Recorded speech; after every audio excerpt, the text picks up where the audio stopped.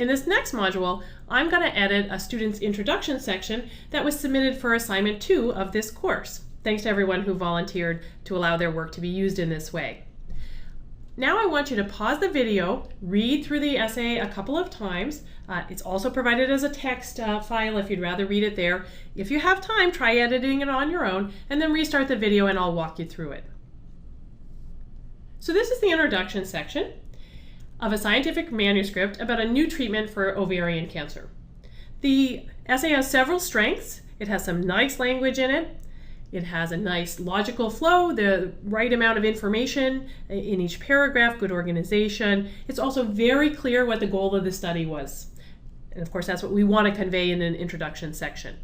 I'm mainly going to trim the essay a little bit here and there, especially that third paragraph is a little bit dense, a little bit of alphabet soup, a little technical. We're going to try to make that a little bit smoother. So starting with the first paragraph, ovarian cancer is the deadliest gynecologic cancer with a high mortality rate that has remained unchanged in the past 4 decades. That's actually a pretty nice sentence. I mean, deadliest cancer, high mortality rate, that perhaps is a little bit of repetition, but I actually think it reads fine, so I'm going to leave that as is. Then we get the dismal prognosis of ovarian cancer is in large part due to the acquired resistance to chemotherapy. Now, I actually think that we don't need that entire sentence because we're going to fold the idea of this acquired resistance to chemotherapy into the next sentence. So I'm just going to delete that. I don't think it's actually necessary that we have that there. We can jump right into epithelial ovarian cancer. The most common type of ovarian cancer is initially responsive to cisplatin therapy. I like slightly better initially responds to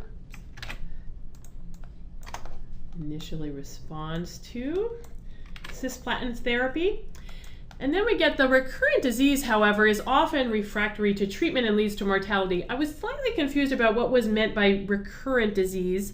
I think the idea here is that, and we don't know how many people recur, I think the idea here is that most people initially respond to cisplatin therapy, but then almost everybody acquires drug resistance. So to make it a little more clear, I'm going to put this all in one sentence. Initially respond to cisplatin therapy, but most patients acquire resistance and eventually succumb to the disease. I think that's the idea here. And then we can delete all of this. New strategies to overcome drug resistance are urgently needed. And so again, that conveys that idea that that was in the second sentence that I deleted, so we don't really need that. In order to reduce the mortality rate of ovarian cancer, we already know we're talking about reducing mortality in ovarian cancer, so I think we can just change this, or urgently needed to improve prognosis. Since I cut the word prognosis, we can use it here. I'd probably also just recommend to the author, they might want to mention that the other reason that ovarian cancer is so deadly is that it's almost always caught after it's already metastasized. It might be worth just briefly mentioning that here. In the second paragraph, we get this new idea for a new drug for fighting drug resistance. So the first sentence says, the discovery of small interfering RNAs by Fire and Mello has provided new avenues of combating resistant cancers. I think that's a nice introduction to this paragraph. I'll note that there is an acronym here, small interfering RNAs. I'm going to let it go. Small interfering RNA is a little bit long to write out, and I'm going to assume that the journal or the audience that the author has where they're submitting this manuscript, that siRNA is a well-recognized acronym, and I'm just going to let it go. There's some other acronyms we might want to delete from this intro, but I'll let that one stand. We get to the next sentence, silencing genes that are involved in drug resistance using RNA interference can allow for fighting drug resistance. I think the idea of silencing genes with RNA interference is just saying using the small interfering RNAs. So let's just say that a little bit more directly. So how about small interfering RNAs may be able to silence the genes that are involved in cisplatin resistance. And we can get rid of all of that.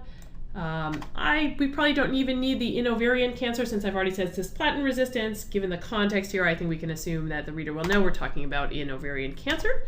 So we can just do small interfering RNAs may be able to silence the genes that are involved in cisplatin resistance.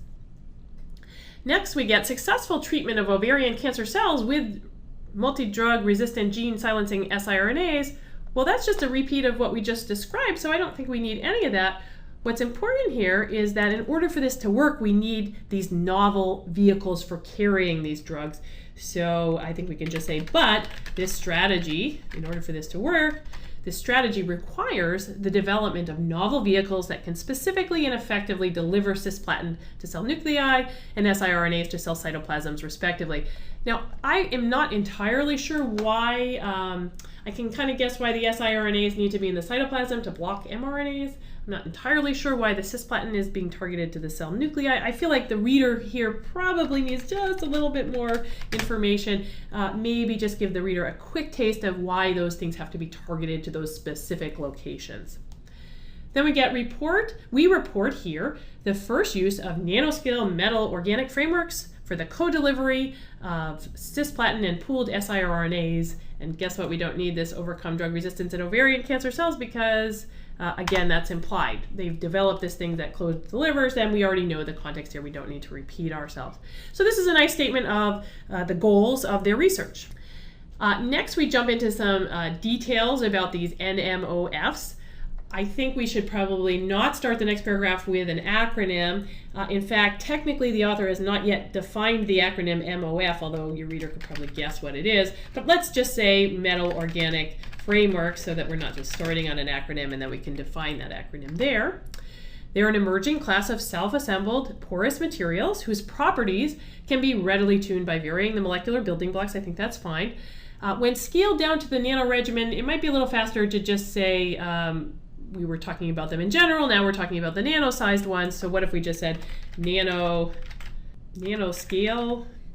size, nano-sized, how about nano-sized? That's a word. Nano-sized MOFs. And then we get serve as efficient nanocarriers for the delivery of imaging, contrast agents, and chemotherapeutics. I think this means that other people have already used these nano-sized MOFs in this context before. They've already been used clinically. I'm not quite sure because serve as efficient nanocarriers is a little vague, but I'm going to just assume that this has actually been used. So let's be very specific. Have been used as, so there's already been a use of them, have been used as nanocarriers for the delivery of imaging contrast agents. I think we can get rid of the delivery of for, it's kind of implied by carrier, right? If it's a carrier, it's delivering something. So for image contrasting agents and chemotherapeutics. So I think these have already been used in that way. We can then go to, we surmised that. I prefer here to say we hypothesized that. It's a scientific study, so I'm assuming that they kind of had a hypothesis. We hypothesized that NMOFs represent a unique nanocarrier platform because of all these qualities. So this sentence has kind of two parts to it. The first says, hey, they might be useful because of these traits, and then the second part says exactly how those traits are useful. It's actually a little bit repetitive, and I think we can just jump into how the traits are useful. So try this. We hypothesized that MOFs, or just that the large pores of the NMOFs, so that the large pores of NMOFs can be used, in fact, since they're hypothesizing this and they're testing it, I think the better verb tense here would be could be used. They could be used, they're testing that. They could be used to load chemotherapeutics is a little long. How about if we just say drugs such as cisplatin, while the metal ions in the NMOF surfaces, again, could be used, they're testing that in the study, could be used to bind siRNA. So this is what they're envisioning here, and then they're going to test it. I'm going to say also could be used to simultaneously bind siRNAs. The reason I'm putting the simultaneous in there is that I'm going to delete the entire next sentence. the simultaneous and efficient delivery of cisplatin and pooled siRNAs to ovarian cancer can allow for enhanced anti-cancer efficacy by blocking drug resistance pathways. Well, guess what? That idea has already been introduced in the second paragraph. We know exactly why we want to deliver these things. That was already established. So all of this is a repetition, and I just added the word simultaneously to the last paragraph to get that idea, to the last sentence to get that idea in. Next we get, in this work, cisplatin and siRNA were sequentially loaded into UIO NMOFs. Notice that's a passive voice. They were sequentially loaded. Let's turn it into passive voice, to active voice. In this work, we sequentially loaded cisplatin and siRNA. Now we get into UIO NMOFs. Okay, I don't know what UIO stands for. That acronym has not yet been defined.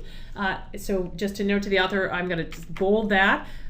Also, I'd recommend to the author that we've got a little bit of alphabet soup going on here. We've got siRNA, and there's too many acronyms going on. Maybe we could just write that one out, I might suggest to the author, or at least they need to define it.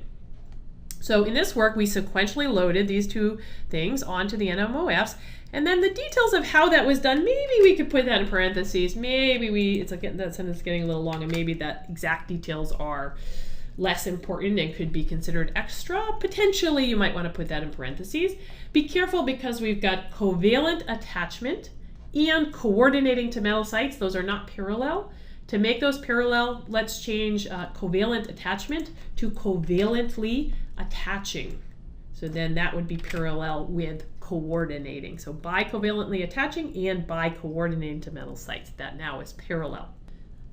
I now get to the next sentence, and it says that these NMOFs protect siRNAs from nuclease degradation, enhance cellular uptake, and promote its escape from endosomes to silence MDR genes in cisplatin-resistant ovarian cancer cells. Guess what? Again, we don't need to repeat that idea that's already been established, so trust the reader that they can infer that.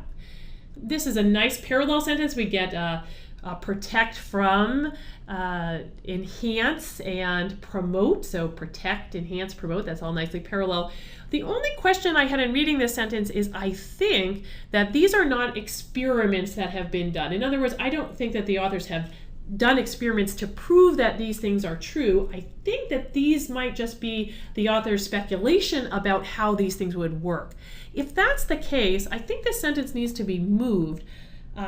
It would make more sense to put this sentence right after we hypothesize that before we get to the specific experiments done in this study, just so it's not confusing to the reader. So I think these are things that the authors suspect would be true, or they speculate. So maybe if we said, we suspect that UIO NMOFs will do all these things, will protect, enhance, and promote. I think the placement is better there because that's now talking about all the things that they think will be true, and then we can jump to the in this work, what they actually tested in this study, and make it very clear the distinction between speculation and what was actually done. So then we get that they sequentially loaded these things. We get to the last sentence, as a result. Actually, as a result isn't quite the right transition there. Why don't we just say, we found that, just say what was found. We found that co-delivery of cisplatin and siRNAs with NMOFs led to an order of magnitude enhancement in chemotherapeutic efficacy. I think we can streamline that a little bit. Led to an enhancement. How about if we just say increased in vitro chemotherapy efficacy as indicated by tenfold rather than an order of magnitude. I think I say by tenfold. It's a shorter way of saying by an order of magnitude. So increased in vitro chemotherapy efficacy by tenfold